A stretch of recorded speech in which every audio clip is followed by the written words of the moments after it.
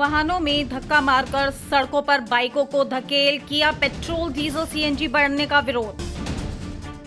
बहुजन मुक्ति पार्टी के कार्यकर्ताओं ने किया सड़कों पर बड़ा प्रदर्शन।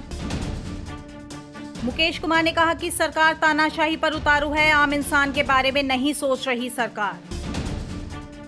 महिलाओं ने कहा रसोई में नहीं जल पा रहा चूल्हा, सरकार द्वारा फ्री में दिए गए सिलेंडर में नहीं भर पा रही गैस। पेट्रोल डीजल गैस की दामों के बढ़ने के बाद सड़कों पर विरोध प्रदर्शन लगातार देखे जा रहे हैं, तो वहीं पर बहुजन मुक्ति पार्टी वाहनों में धक्का मारकर विरोध प्रदर्शन कर रही है और धक्का मारकर दिखा रही है कि पेट्रोल खत्म हो चुका है वाहनों में, अब पेट्रोल के दाम कम किए जाएं। और यह स्थिति यहाँ पर कुछ इस तरह दिख रही है कि जहाँ पर हाथों में जी बताएं। गैस के मंदे होने चाहिए, गैस के बिजली का बिल भी कम होना चाहिए। अच्छा, किस तरह से रसोई के हालात हैं? गैस के दाम बढ़, चूल्हे पे रोटी भी नहीं बनती है इतनी, जब तो गैस दे दिए फ्री में, और अब गैस महंगे हो रहे हैं।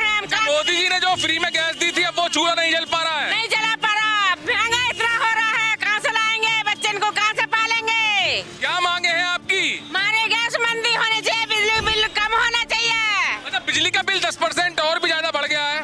बिजली का बिल भी बढ़ गया, गैस तो यहाँ पर जो प्रदर्शन है कुछ अनोखा देखा जा रहा है। सर, किस चीज की मांग को लेकर आज आप बाइकों में धक्का लगा रहे हैं? पेट्रोल डीजल जो महंगा कर दिया गया है सरकार द्वारा, उसके विरोध में ये आंदोलन किया जा रहा है। राष्ट्रव्यापी स्तर पर है ये, तो उसी के अंतर्गत जनपद हापुड़ में भी किया जा रहा है।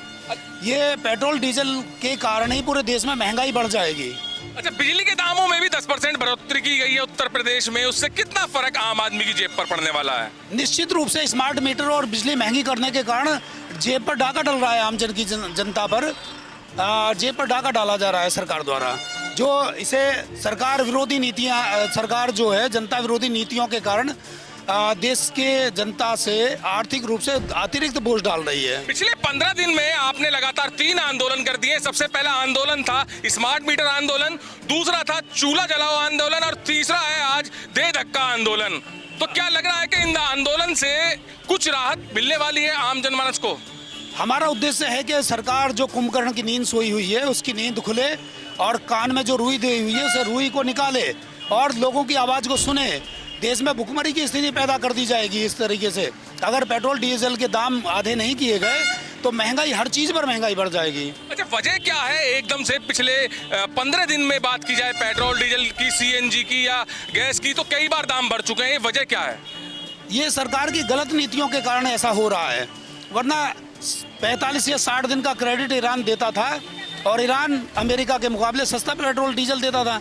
लेकिन वही अमेरिका से पता नहीं क्यों ब्लैकमेल हो रहे हैं, ट्रंप क्यों किस आधार पर ब्लैकमेल करने में कामयाब हो रहा है। जो ट्रंप कहता है वही सरकार मोदी जी करने पर मजबूर। जबकि रूस बोल रहा है कि सस्ते में तेल हमसे लीजिए, फिर क्यों नहीं ले पा रहा है और महंगाई क्यों नहीं रोक पा रहा है? वही केंद्र सरकार की गलत नीतियों के कारण, इसी के कारण तो देश की जनता को, इनकी गलत नीतियों के कारण देश की जनता पर बोझ पड़ रहा है महंगाई का।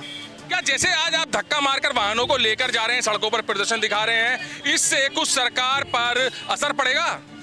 देखिए, अगर असर तो निश्चित पड़ना चाहिए, क्योंकि अगर वो जनता के हित में सोचती है तो निश्चित रूप से उसे जनता के हित में अगर सोचती है तो उसको ऐसा निर्णय लेना चाहिए। और अगर वो जनता के विरोधी सरकार है तो वो नहीं सोचेगी।